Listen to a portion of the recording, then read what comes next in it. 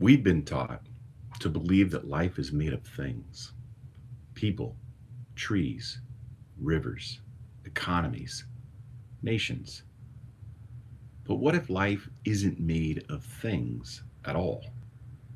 What if life is made of relationships? And everything begins to fall apart the moment we forget that. Good morning.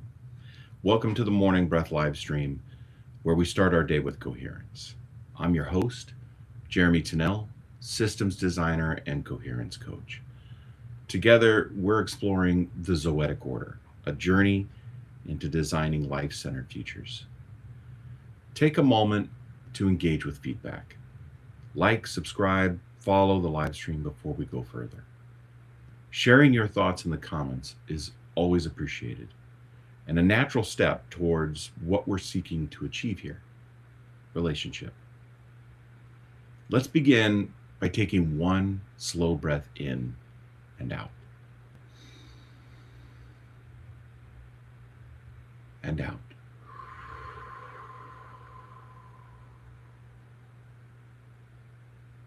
Arrive at this present moment.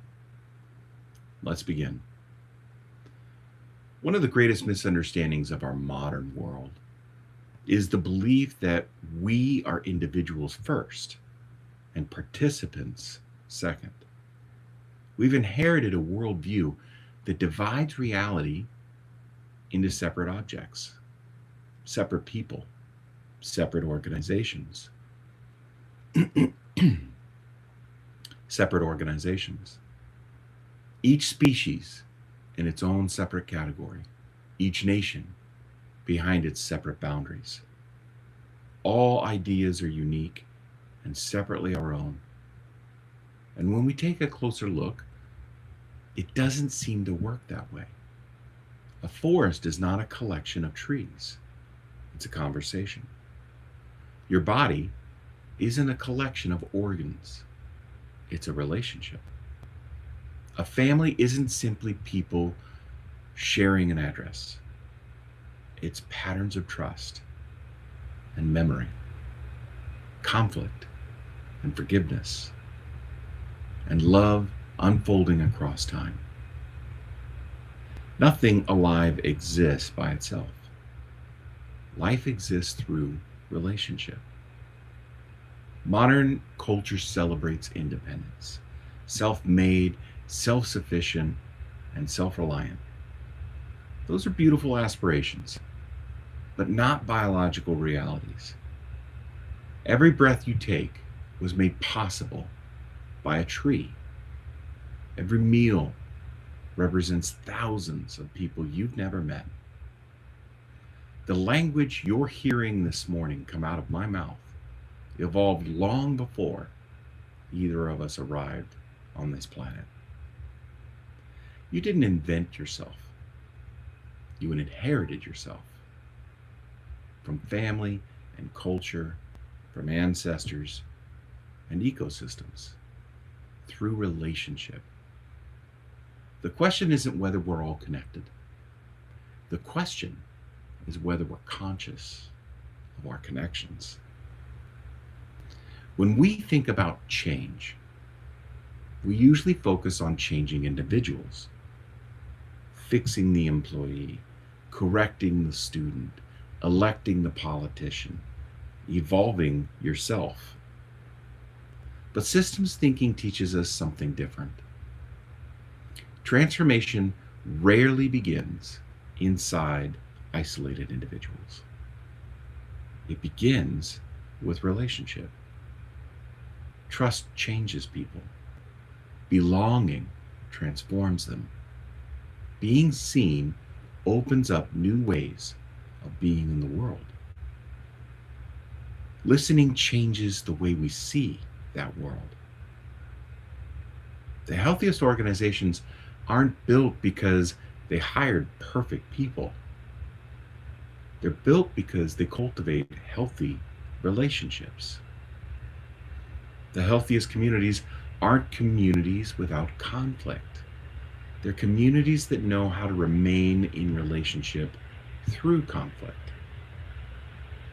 Life happens between us, not inside of us alone. If Zoetics is about designing life-centered futures, then our first design question isn't, what should we build? It's, what relationships will this create? Will this technology deepen human connection or replace it? Will this workplace cultivate belonging or isolate it? Will this policy strengthen reciprocity or competition? Will this conversation have someone feeling more human or less? Those questions matter because every system is quietly teaching. It's teaching us how to relate, and eventually, how we relate becomes how we become. I encourage you to spend some time in reflection today. I highly recommend journals. They are powerful ways to create positive feedback loops with yourself. You can get the thoughts out of your head and onto a page where you can reflect on them, not just spin. So take some time to explore these questions. Where in my life have I mistaken independence for strength? Which relationships are quietly shaping who I am becoming today, both positively and negatively? Not just relationships with people, relationships with platforms and the things around you, the organizations you're a part of. Finally, if life is fundamentally relational, what relationships deserve more attention, presence, and care from myself and in my life? Let's jump into our breath work this morning. We're going to practice for about 6 minutes. So find a comfortable seat. Let's shift your hips and roll your shoulders back. And we can just place our hands in our lap, sit up straight. And we're going to start with one large inhale. And then an exhale all of your breath.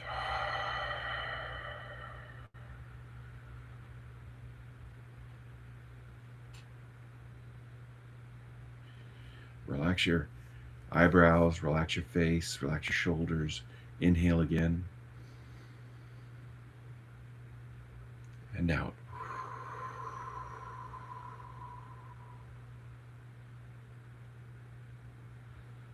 So this morning we're going to practice what's called heart-focused breathing.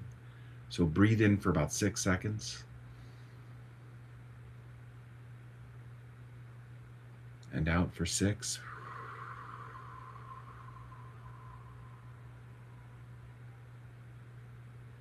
Let's do it again.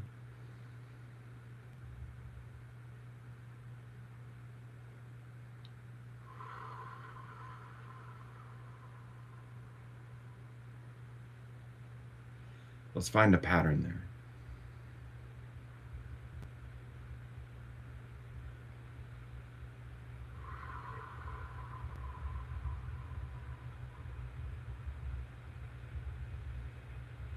Place your hand over your heart.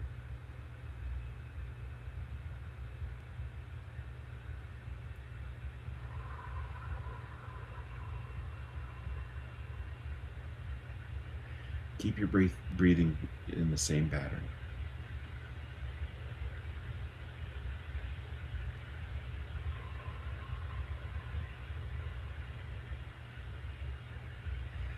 Now I want you to silently begin with your breath a list of gratitude in your head.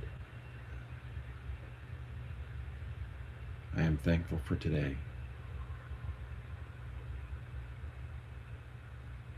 I am thankful for the sunrise.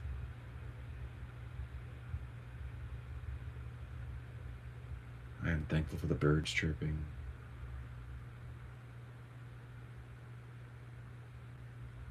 I am thankful for the opportunities today brings. Keep those two things going. Keep your breath and your gratitude going. Expand your gratitude. Get crazy with it. Get dangerous with it. I'm thankful for the challenges in my life. I'm thankful for how I've grown through the difficulties. I'm thankful for this specific thing that I've held on to and been bitter about. I'm thankful for the people who have not been easy to deal with. And then come back to keeping it simple. Maintain your breath, maintain your gratitude. I'm thankful for the people who care for me. I'm thankful for the communities that care for me. Get detailed with your gratitude. I want you to keep it going. Keep your breath going. Keep your gratitude going. And just do that on your own for a few moments, or just a few minutes. If you get distracted, return to your breath. Return to your gratitude.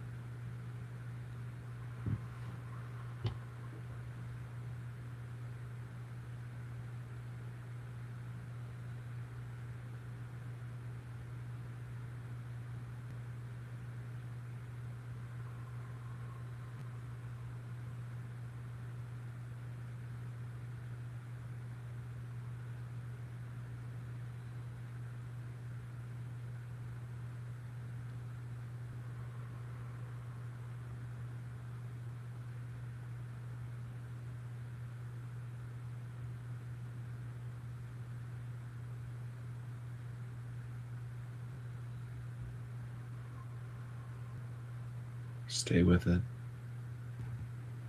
This is where the benefits come in.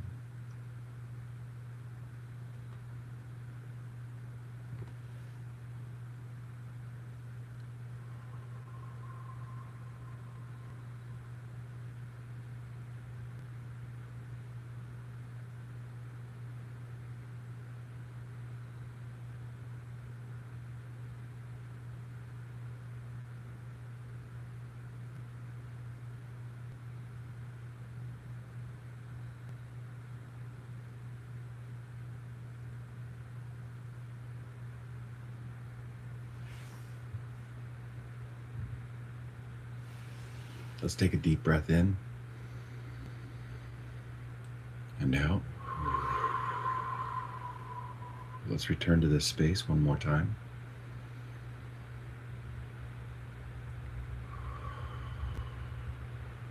Nice work. Nice work.